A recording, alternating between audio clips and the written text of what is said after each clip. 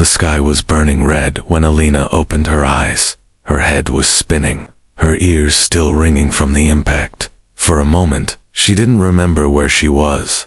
Only the blinding light of the crash flashing again and again in her mind. Her hands pressed against the cold metal floor of the escape pod. Feeling its broken edges, she tried to stand, but the pod tilted, half buried in the orange sand of an alien desert. Through the cracked window, she could see jagged black mountains, rising in the distance like the teeth of a giant beast. The air was dry, heavy, and filled with fine dust. Her throat burned with every breath. She grabbed the emergency mask from the wall and put it on, the filtered air giving her a small relief. Then she heard it, a strange sound, a deep and steady breathing that was not hers. Her heart raced, and her eyes darted to the shadow in the corner of the wreck. Something moved, tall and broad. It stepped into the light, and she froze. The creature was like nothing she had ever seen. Its skin was green and scaled, muscles rippling beneath it. Its head had ridges that caught the sunlight, and its golden eyes locked onto her. She stumbled back, her hands shaking, but it didn't attack. It just stood there, watching her with the same caution she felt for it. Then, slowly, it raised its hands to show they were empty. Its voice came, low and rough, speaking words she couldn't understand. Alina realized they were both wearing the same emergency armband from the transport ship. He must have been another passenger, another survivor. She didn't know his name, but the tag on his belt had alien letters and a symbol, maybe a name. In his own language, they were strangers from different worlds. Yet now, they were stranded together, outside. The wind howled, throwing sand against the wreckage. The storm was getting worse, and the light in the sky was fading too fast. The alien looked toward the horizon, then back at her. He gestured urgently, pointing to the outside, then the mountains. She shook her head, not wanting to leave the wreck, but when the hull groaned and a loud crack sounded above, she knew staying here was not safe. The alien moved first, climbing out through a gap. She hesitated only a moment before following. The desert hit her like a wall, waves of heat still rising from the day, yet the air already cooling under the coming night. The wind pulled at her hair and clothes, and dust stung her eyes. The alien led the way, moving fast but glancing back to check if she could keep up. In the distance, she thought she saw something move along the dunes, something low and fast, keeping its distance, but following. A chill ran down her spine. They reached the edge of a rocky slope, where jagged stones broke the sand. There, hidden behind a cluster of boulders, was a narrow crack in the mountain. The alien motioned her inside. It was just wide enough for them to squeeze through, leading to a dark, twisting passage. She could hear the wind muffled behind them now, but another sound replaced it, a deep rumble from somewhere far within the cave. The alien placed one hand against the wall, tilting his head as if listening. Then he looked at her, his golden eyes serious, and said something in his language again, this time softer, almost like a warning. They moved deeper, guided by the faint glow of crystals embedded in the rock. Shadows danced along the walls as they passed. The air was cooler here, and for the first time since the crash, Alina could breathe without the mask. But the feeling of safety didn't last. A sudden scraping echoed through the tunnel, like claws on stone. Alina froze, her heart pounding in her chest. The alien stepped in front of her, his body tense, scanning the darkness ahead. Whatever was making that sound was coming closer. In that moment, Alina understood something clearly. This planet was not empty, and whatever lived here did not want them as guests. The alien reached for a sharp piece of metal from his belt. Ready to fight, Alina gripped the strap of her bag, her mind racing with one question. Were they about to face their first night, or their last? The scraping sound faded, but the tension in the cave did not. Alina stood still, her eyes locked on the alien in front of her. His breathing was slow and steady, but his stance told her he was ready to attack if needed. After a long moment, the sound stopped completely. replaced only by the distant hum of the wind outside. The alien lowered his weapon slightly, but kept it in hand. He glanced back at her, his eyes flicking over her face as if making sure she was unharmed. They stood in the dim glow of the crystals, the silence between them thick and heavy. Finally, Alina spoke, her voice trembling. "We can't stay here forever." He tilted his head, not understanding her words, but her tone must have told him enough. With a small grunt, he turned and motioned for her to follow deeper into the passage. The narrow tunnel soon opened into a wider chamber, the walls glittering faintly. In the center was a pool of clear water, a rare miracle on this dry world. Alina rushed forward, dropping to her knees. She cupped her hands and drank, the coolness easing the dryness in her throat. The alien watched her for a moment, then stepped forward and filled a small metal flask from the pool. He handed it to her, his expression unreadable. She hesitated, but took it with a quiet "thank you." He didn't reply, only looked away and began unpacking a small bag from his belt. From it, he pulled strange, dried strips of something that looked like meat. He placed a few on a flat rock between them, then sat down. Elena's stomach growled loudly at the sight. He gave a short, low sound that might have been a laugh. She sat too, picking up a piece and sniffing it carefully. It had a smoky scent, unfamiliar but not unpleasant. Hunger won over hesitation, and she took a bite. It was chewy, salty, but satisfying. They ate in silence, the only sounds their chewing and the faint drip of water from the cave walls. Every so often, their eyes would meet, and both would look away quickly. It was clear they didn't trust each other fully yet, but the crash had left them with no choice. Survival meant working together. When they finished, the alien stood and walked to the entrance of the chamber. He crouched low, peering into the tunnel they had come from. After a moment, he motioned for her to stay put and slipped away into the darkness. Elena's heart pounded. The shadows in the cave seemed to grow longer, and every sound echoed too loudly. She kept her eyes on the tunnel, unsure if he was checking for danger or leaving her behind. Minutes felt like hours, until she finally heard footsteps returning. He emerged with an armful of dry sticks and strange, twisted roots, placing them in a small circle of stones. He struck a spark from a device on his belt. A small fire came to life, casting warm light across the chamber. The glow softened the sharp lines of his face. For the first time, she noticed how tired he looked. There were scratches along his arms, and one shoulder was slightly bruised from the crash. Without thinking, she pointed at his injury and made a gentle pushing motion toward the ground. To her surprise, he understood and sat. She pulled a small medkit from her bag and carefully cleaned the bruise. He winced at the touch, but didn't move away. When she finished, he gave a slow nod, a silent thank you. That night, they sat across the fire from each other, outside. The storm howled like a living creature.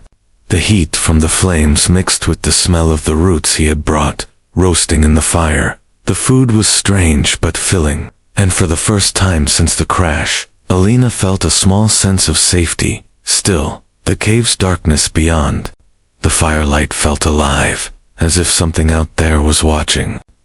She wrapped her arms around herself, glancing at the alien. He was staring into the flames, lost in thought. She wondered if he was thinking the same thing, that this planet was far from empty. As the fire burned low, he reached into his bag and pulled out a flat piece of metal. On it was an etched pattern, a map. He pointed to a spot, then to himself, then to another mark far away. She realized he was trying to tell her where they had crashed and where they needed to go. It was far, across deserts and jagged mountains.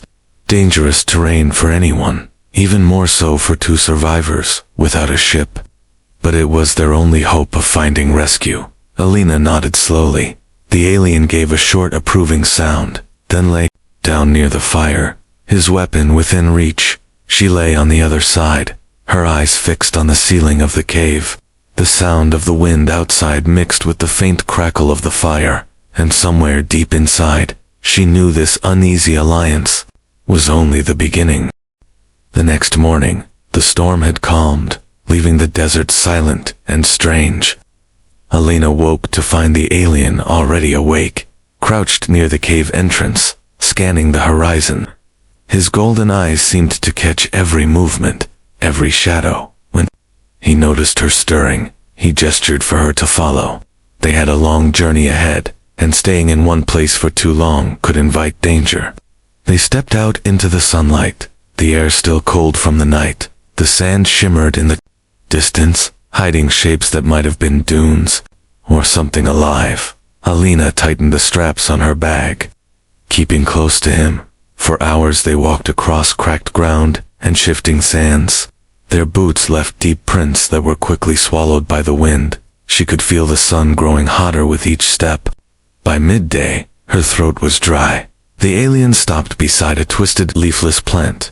With a sharp claw, he cut into its thick stem, and clear water dripped out. He handed her the stem, motioning for her to drink. The taste was bitter, but refreshing. She drank gratefully, handing it back to him. It struck her that without him, she might not survive a single day here.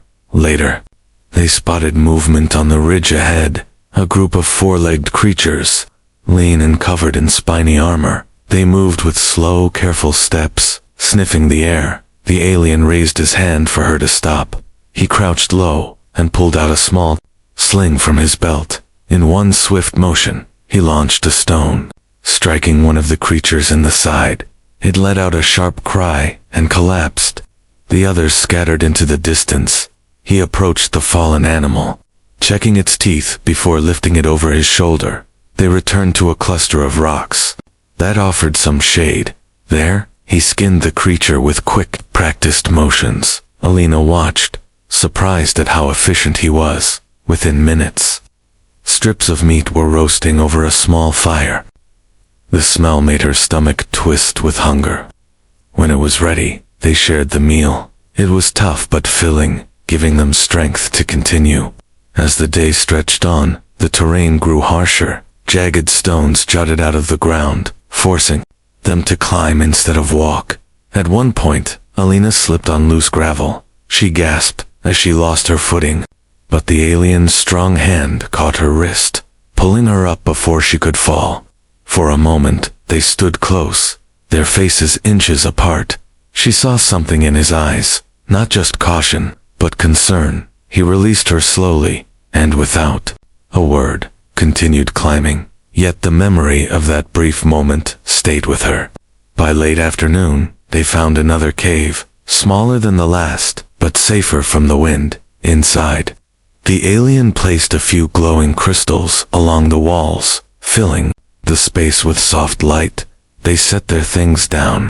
Both exhausted from the day's travel, Alina sank to the ground, rubbing her aching legs. He noticed and handed her a strip of dried meat from his pack. She smiled faintly, accepting it. It was a small gesture, but one that made her feel less alone. That night, the air outside filled with distant howls. She sat near the cave entrance, peering into the dark. The alien joined her, his weapon resting across his knees. The sound came closer, a chorus of predators hunting together. Her heart pounded as shadows flickered at the edge of the firelight. The alien stood, stepping forward slowly. He made a deep, rumbling sound from his chest, a warning to whatever lurked out there. The howls paused, then faded into the distance. He returned to his seat, his eyes never leaving the darkness. Alina exhaled slowly, realizing her hands were clenched tight. She glanced at him, wondering how many nights like this he had survived before meeting her. When she finally lay down to rest, she felt oddly safe. The alien was more than just a survivor. He was her shield in this strange, unforgiving world. The next morning, the sky was an endless sheet of pale gold. The heat of the desert had not yet risen, but the silence carried a weight. Alina woke to the sound of the alien sharpening a piece of metal against a flat stone. Each scrape echoed softly in the cave. She sat up, brushing sand from her hair. Her body ached from days of travel, but there was no time to rest. They left the small cave just after sunrise, The alien led the way, moving with a quiet confidence. Alina followed, her eyes scanning the horizon. The wind was gentle at first, but carried with it a low, strange hum. It was not the hum of a storm. It was deeper, almost like the earth itself was speaking. By midday, they reached a stretch of uneven ground. Large cracks split the earth, and strange patterns shimmered faintly under the sand. The alien stopped, crouching low. His hand brushed away the dust to reveal carved symbols on the stone. They were old, the edges worn smooth by time. He stared at them for a long moment, then looked at her. His voice was low, as he spoke in his own language. The words unfamiliar, but heavy with meaning. Alina knelt beside him, tracing the grooves with her fingers. The symbols looked like warnings, spirals, jagged lines, and shapes that might have been storms. Before she could ask anything, a faint tremor passed through the ground. The alien's head snapped up, his eyes narrowing. He motioned for her to follow quickly. The cracks widened under their feet, sending loose stones tumbling into the darkness below. They moved fast, the tremors growing stronger. A sudden roar of shifting sand came from behind them. Alina turned, to see the ground collapse where they had stood moments before. The earth split open, pulling them down a steep slope into darkness. They landed hard, sliding until they stopped against a wall of smooth stone. Alina coughed, pushing herself up. Her eyes adjusted to the dim light, and she froze. They were in a vast underground chamber. The walls shimmered with veins of glowing minerals, casting a faint blue light. In the center stood a towering structure of black stone, carved with the same symbols they had seen above. The alien approached it slowly, his fingers brushing the cold surface. His expression was unreadable, but there was a tension in his movements. He turned to her, then pointed at the carvings near the base.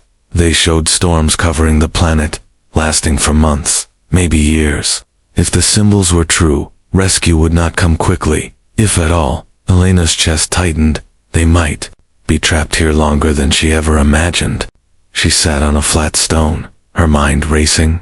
Her hands rested on her stomach without thinking, and she paused. Something was different. It was subtle, a heaviness, a deep tiredness she had been feeling for days. A thought crossed her mind, impossible yet persistent. No, it couldn't be. The alien noticed her hesitation, his eyes scanning her face. He stepped closer, tilting his head slightly, as if trying to read her thoughts. She shook her head, looking away. Her heart pounded as the realization grew stronger. The signs were there. She knew her own body. If she was right, everything had just changed. The alien touched his chest, then pointed gently to her stomach. She froze, realizing he had noticed too. There was no anger in his expression, no fear. Instead, his gaze held something she had not expected, a quiet, steady resolve. He stepped back, looking around the chamber, as if already thinking of what needed to be done. For the rest of the day, they explored the underground space. They found narrow passages leading to small pools of clean water.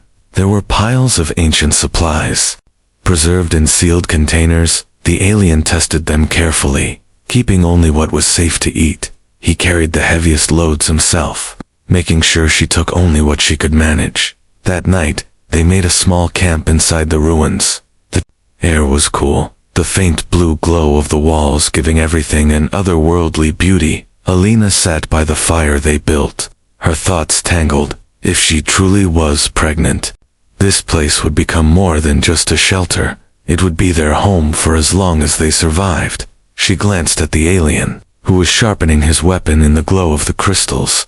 His expression was calm, but she could sense a shift. In him, they were no longer just surviving for themselves. Now, they were protecting something new, something fragile, something worth fighting for.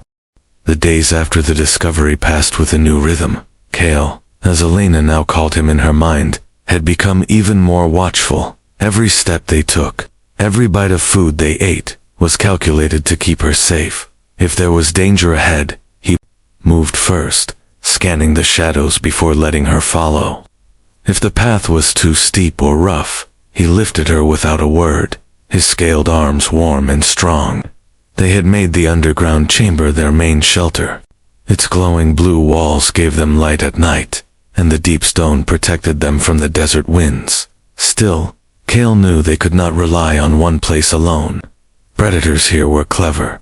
They would eventually find their scent, so each morning they ventured out for supplies. The sun was harsher now, the season turning. The desert air carried a dry, biting heat that seemed to pull the moisture from their skin. One morning, while gathering roots near a dry canyon, they heard it, the distant, rhythmic thump of footsteps. Cale's eyes narrowed, his body going still. Alina felt a vibration in the ground before she saw anything.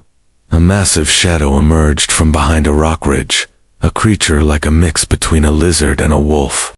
Its body covered in bone-like plates. It sniffed the air, its eyes locking onto them. Cale stepped in front of her immediately, his hand moving to the blade at his side. The creature let out a deep growl and began moving toward them. Cale motioned for her to back away slowly, but the ground behind her sloped steeply toward the canyon edge. The beast lunged, faster than she expected. Cale met it head-on, slashing at its armored neck. The blow glanced off, but it made the creature recoil for a moment. It circled, growling, its tail whipping the sand into the air. Cale moved with quick, deliberate steps, keeping himself between her and the predator. The second lunge came harder, the beast's jaws snapping shut just inches from Cale's arm. He drove his blade upward, this time striking between the armor plates. The creature shrieked and stumbled back, blood dark against the sand, but instead of fleeing, it roared louder, calling to others. Elena's stomach dropped at the sound. Cale's eyes flicked to her for a split second, and in that look, she read the urgency. They needed to leave, now. He grabbed her hand and pulled her toward the canyon wall. They scrambled up the jagged rocks as more shadows appeared on the horizon. By the time they reached the top, 3 more creatures were loping across the sand below. They reached the shelter of a rock overhang, both panting from the climb. Cale looked at her, his expression harder than she'd ever seen. He pointed to her stomach, then to the cave in the distance, making it clear she could not take such risks again. Back in the safety of the underground chamber, Cale began reinforcing their defenses. He dragged heavy stones to block the narrow entrance, leaving only a small gap. He wove thick, thorny branches across the gap so anything trying to enter would be slowed. Inside, he stored food and water closer to her sleeping spot. Alina realized he was creating a space where she could survive even if he wasn't there for a while. The thought made her uneasy. Was he preparing for a fight he didn't expect to survive? That night, as they sat by the fire, Alina tried to communicate. She pointed to him, then made the shape of the creatures with her hands, then pointed to herself, shaking her head. He understood, giving a small grunt of agreement. Then he tapped his chest twice and made a protective circle in the air, his way of telling her he would always keep her safe. The glow from the crystals caught the faint gold in his eyes, and for a moment, she felt a strange warmth in her chest. He wasn't just protecting her because she was vulnerable. It was more than that, though neither of them said it aloud. Over the next days, Cale insisted she stay inside while he hunted. Sometimes he returned with small animals, sometimes with roots or dried plants he had found. He taught her how to use the glowing crystals to purify water. He even showed her how to sharpen stones into blades, in case she ever needed to defend herself. At night, they would sit quietly, listening to the distant howls of the desert. Each day their bond grew stronger, built not from words, but from the way they moved together, the way they shared the weight of survival. One evening, after Cale returned from scouting, he told her something with a few short gestures and a serious look. He had found tracks, not of animals, but of something walking upright. The prints were large, deeper than human feet, and led toward the mountains. If they belonged to other survivors, it could mean rescue, or it could mean a new danger unlike anything they had faced yet. Elena's heart raced as she realized that soon Their fragile shelter might not be enough. The air changed before the storm came. It grew heavier, hotter, and filled with a faint, static hum. Alina felt it in her skin, like invisible hands pressing down. Cale noticed it too, his golden eyes scanning the horizon more often, his movements faster and sharper. The glowing crystals inside their shelter flickered faintly. That night, as if sensing what was coming, the next morning, the wind had already picked up. Fine dust swirled around their cave entrance, creeping in through the smallest gaps. Cale worked quickly, stacking more stones, weaving thicker branches, sealing the shelter as best he could. Alina helped where she could, though Cale often took the heavier work from her hands. When they paused, she could hear it, a low, distant roar, far away but growing. It wasn't just a storm, it was something massive, powerful, and moving toward them. By midday, the sky had turned a sickly yellow. Dark clouds rolled in from the far side of the desert. Lightning flashed in the distance, jagged lines tearing the sky. The roar became a howl, and the ground began to tremble. Cale grabbed her arm, gesturing toward a pack of supplies he had kept ready. She understood. They couldn't stay in the shallow underground chamber. It was too close to the surface. If this storm buried it in sand and rock, they would be trapped forever. They left quickly, Cale leading the way through narrow canyons where the wind couldn't reach them fully. But the storm was faster than she expected. The wind twisted around the rocks, flinging sand like needles against her skin. She clung to Cale's arm as they moved, her feet slipping on loose stones. Above them, the clouds churned in circles, the lightning closer now. Every flash lit the canyon walls in an eerie glow. They reached the open stretch before the ancient ruins. Cale pointed ahead. That was their destination. The black stone structure could withstand the storm better than anything else they'd seen. But crossing open ground in this wind was like walking into a wall. The storm slammed against them, forcing them to lean forward. Step by step, sand cut at their faces, and the roar drowned out every other sound. Halfway across, Alina stumbled. The wind caught her, nearly pulling her off her feet. Cale grabbed her and pulled her close, shielding her with his body. She could feel the strain in his muscles as he fought against the wind. The sand was knee-deep in places, swallowing their steps. Her chest burned with every breath, the air thick with dust. Then came a new sound, a deep, echoing crack from above. Cale looked up just as a chunk of the canyon wall broke loose. It crashed down behind them, sealing off the way they had come. There was no turning back now. With a final push, they reached the ruins. Cale forced the heavy stone door open just enough for them to slip inside. The thick walls muffled the roar instantly. For the first time in hours, Alina could hear her own heartbeat. Inside, the ruins were dark and cold. The faint glow from the mineral veins along the walls was their only light. Cale closed the stone door behind them, sealing out the storm. He leaned against it for a moment, breathing hard.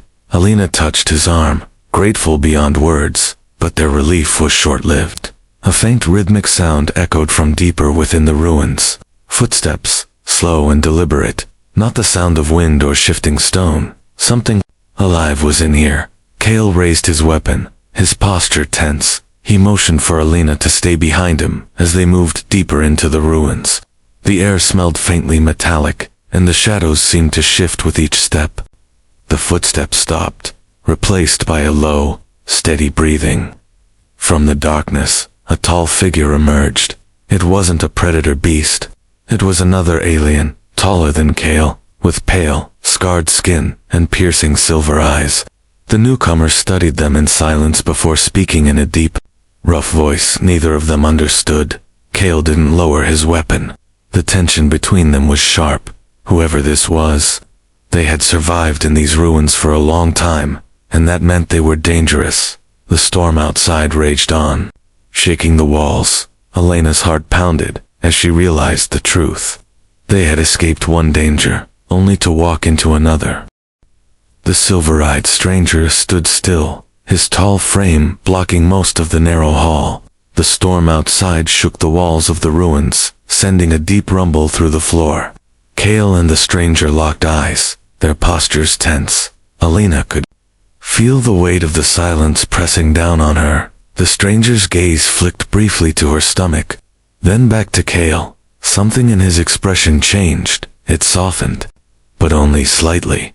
He spoke again in his own language, the deep voice echoing in the chamber. Kale answered in short, clipped words, his tone guarded. Alina didn't understand what they were saying, but she could feel the sharp edge in their voices. Finally, the stranger stepped aside, motioning for them to follow. Kale hesitated, his golden eyes never leaving the man's face. But the storm outside made the choice for them. They could not go back. Together, they followed the stranger deeper into the ruins. The air grew warmer as they walked, the walls lined with more glowing mineral veins. They entered a wide chamber lit by dozens of crystal torches fixed into the stone. At the center was a large table made of black rock, covered in strange tools and metal parts. The stranger gestured toward it, speaking in a calmer tone now. Kale's eyes narrowed as he stepped closer. Inspecting the objects, Alina stayed back, her gaze darting between the two aliens. The stranger moved to a corner of the chamber and pulled a cloth away from something large. Alina's breath caught. It was a communication device, sleek, alien in design, but clearly built for long-distance signals.